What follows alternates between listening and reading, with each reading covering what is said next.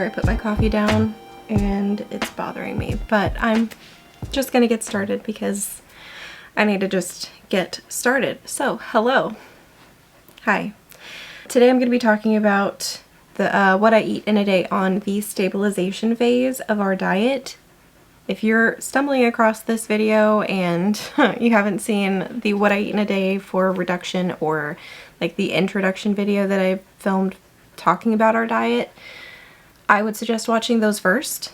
I will pin one of them up in the top somewhere, and then you can find them in a playlist. I'll try to pin one at the end of this video too. But oh, playlist. Yeah, I've made a playlist also. I have a dog right here, so if you hear panting or like a bell jingling, I have 2 dogs and a cat in the room with me while I'm filming this, and I'm happy to have their company. Today, the day that I'm filming this, we're actually going back to reduction phase. So for the last 3 weeks we've been in stabilization, and I will talk about some of the challenges and things that we've learned at the end of this video. But first I want to just like get into what the guidelines are for this diet. So just like we did for the reduction phase, let's talk about the guidelines. So for protein, suggested amounts are 8 to 10 ounces per day. This is a lot. For vegetables, they want you to have 4 to 8 cups per day, and at least one of those should be cooked. For fruit, this goes down to just 1 cup of fruit per day. Grains, like we're looking for about 20 total carbs per day. This is exactly the same as it was in the reduction phase. We get to add dairy back for the stabilization phase, and we got a total of 1 cup of dairy per day.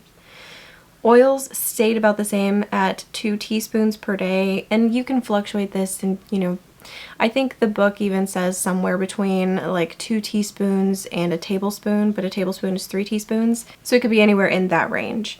And then for water, again, they want you to have a minimum of 64 ounces per day.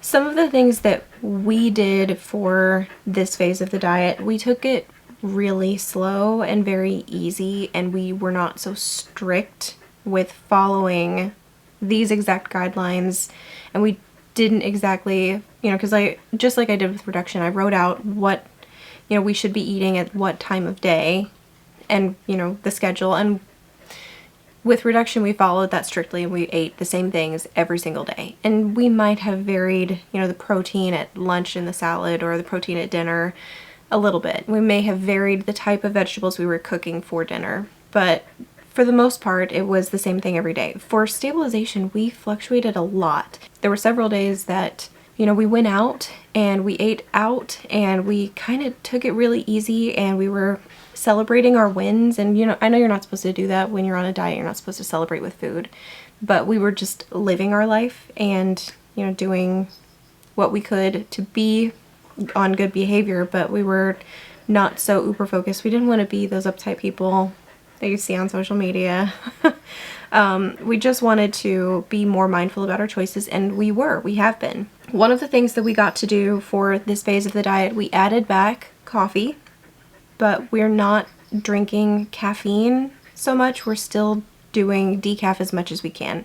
We did add something that I'll get to when I show you what we ate in a day that had caffeine in it, but going into the next round of reduction, I don't have that fear that I'm going to have to detox from caffeine again, because I've already done it and I don't want to do it again. But now that I have totally detoxed from caffeine, I feel more alert, more awake, less reliant on a substance, and that's important to me. For this phase, it's less of a focus on calorie counts, less of a focus on meeting certain criteria for this diet, and more of a focus on increasing protein, because the book kind of lays it out like you want to increase your muscle mass, and to do that is protein.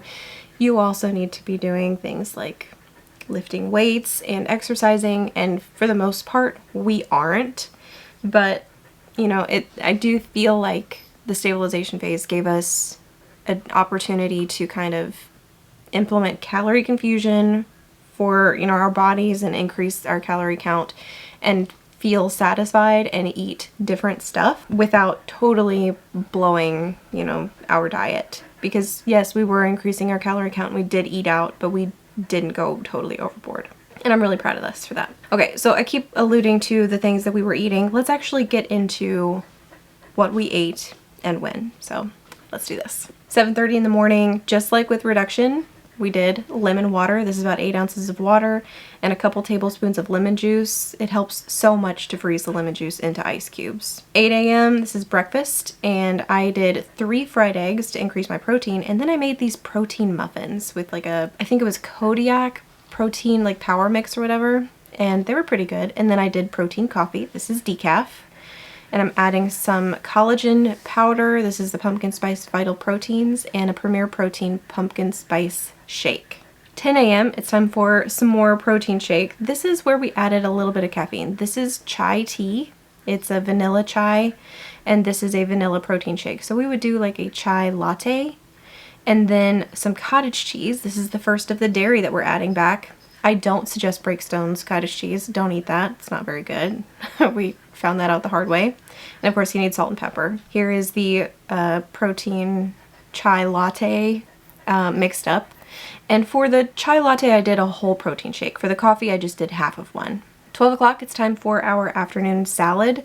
This is just like the reduction phase salad. So lettuce on the bottom. I've got my carrots, shredded carrots, sliced sugar snap peas, radish, hard-boiled egg, and then some finely chopped broccoli and cauliflower, and then some shredded cheese on top. And then of course a great big bunch of shredded chicken, some ranch dressing. And here's a better look at the calorie count and nutrition facts for that. And then of course you have to have some seasoning on your salad. I like this roasted garlic and herb seasoning with some salt and pepper.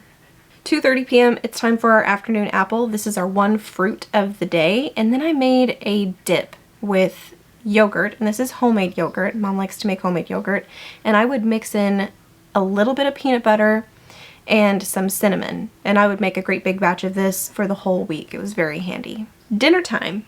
Now this is a little bit different, little bit different. So we did butter chicken a lot. We would make a great big batch of butter chicken and eat that for, a week until it was gone, I guess. And you can see here I've got some rice and some pan-cooked cauliflower rice. So I would mix it. Instead of doing all rice or all cauliflower rice, because we don't really like cauliflower rice all that much, it kind of helps to, give it some regular rice, to give it a little bit of body and something that you actually like, but then you're diluting it with another cooked vegetable. So that was really good. And you can see here it looked really tasty. It tasted pretty good. It was very satisfying, and it was even, felt like a lot of food.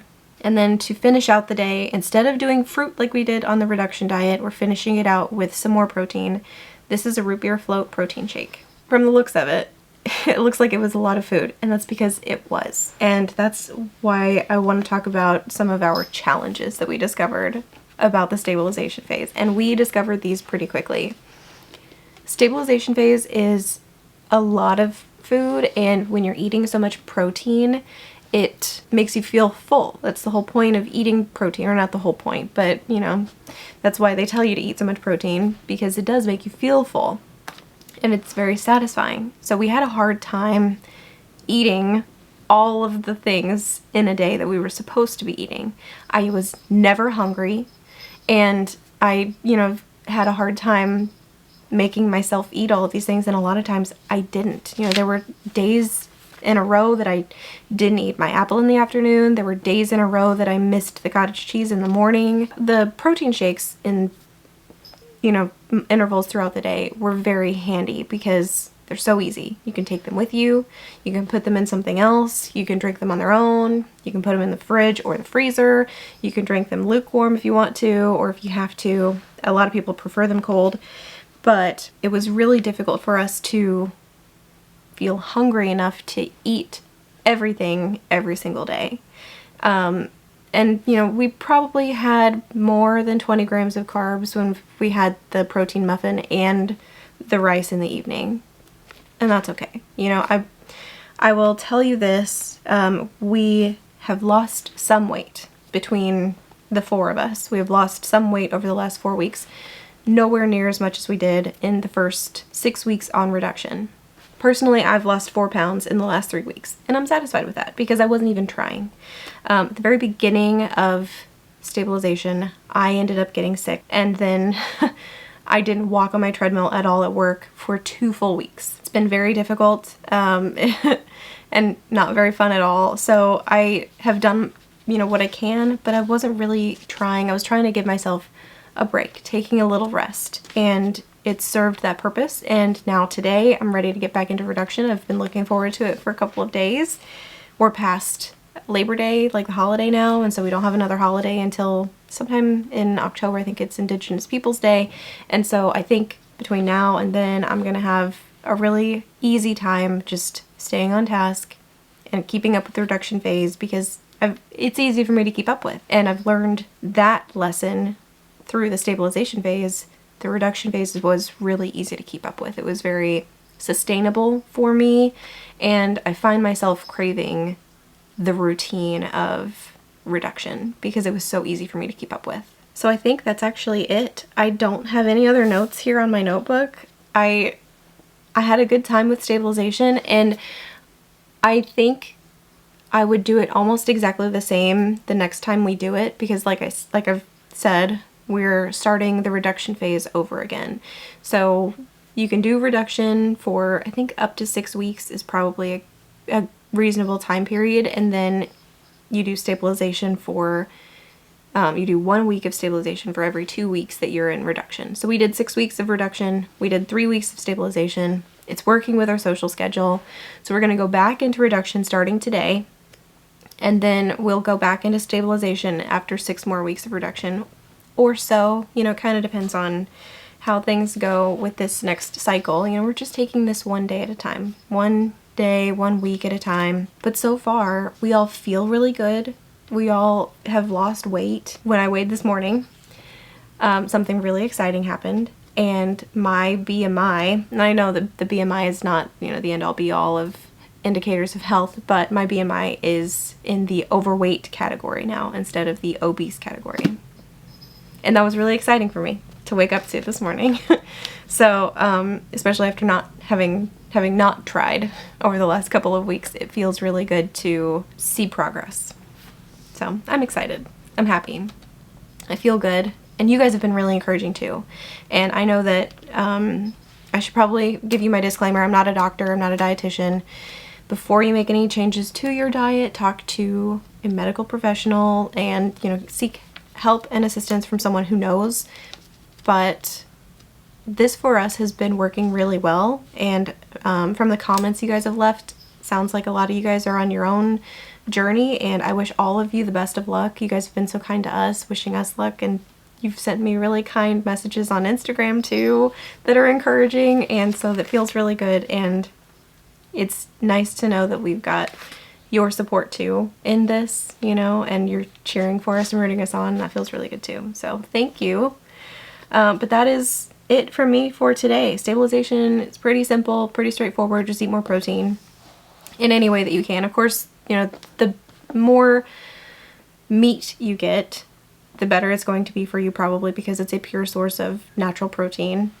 But for us, for, you know, budget and for time and preparation reasons, we relied pretty heavily on protein shakes, and I don't regret it. You know, it's been easy for us to keep up with, and I don't have to cook for everybody because we're all eating at different times, because we're all working different schedules and we've all got different plans and different things going on in our lives. And so it's been a little chaotic the last couple of weeks, especially with me being sick and then Anthony being sick, and, you know, Emma working the closing shift and overtime things here and there from everybody. It's just been really weird, but I think we're getting back into what I would call almost a normal phase of life, which will be nice. But yeah, I keep saying this. I'm gonna hang up the phone now. Thanks for hanging out with me for today. You guys will see me in another video really soon. Bye.